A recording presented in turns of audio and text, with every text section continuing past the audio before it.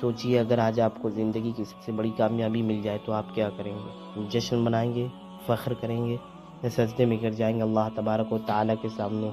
فتح کے وقت انسان پہچانا جاتا ہے، اور یہی سکھاتی ہے سورہ نصر۔ سورہ نصر کا شان نزول یہ ہے، یہ صورت فتح مکہ کے بعد نازل ہوئی، جب اسلام کو بڑی کامیابی حاصل ہوئی اور لوگ جوق در جوق یعنی گروہ در گروہ دین اسلام میں داخل ہونے لگے۔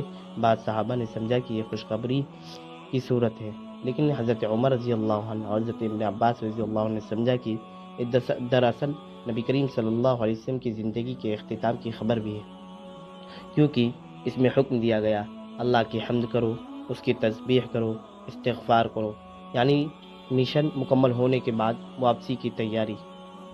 ربط و مناسبت یہ ہے کہ پچھلی صورت میں کفار کی مخالفت اور دشمنی کا ذکر تھا، اور یہاں اسلام کے فتح اور کامیابی کا اعلان ہے، یعنی صبر کے بعد نصرت، دعوت کے بعد کامیابی، مخالفت کے بعد غلبہ۔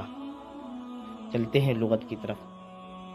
نصر ینصر، نصرن معنی مدد کرنا، فتح معنی کامیابی ہے، افواجہ جوق در جوق یعنی گروہ در گروہ، فسبح معنی تسبیح بیان کرو، اپنے رب کی استغفرو، اس سے مغفرت طلب کرو، استغفرو، اس سے مغفرت طلب کرو، توابہ بہت زیادہ توبہ قبول کرنے والا۔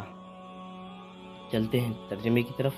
اذا جاء رسول اللہ والفتح، جب اللہ کی مدد اور فتح آ جائے یعنی کامیابی آ جائے، ورأیت الناس يدخلون فی دین اللہ افواجا، اور آپ لوگوں کو دیکھیں گے کہ وہ گروہ در گروہ اللہ کے دین میں داخل ہو رہے ہوں گے۔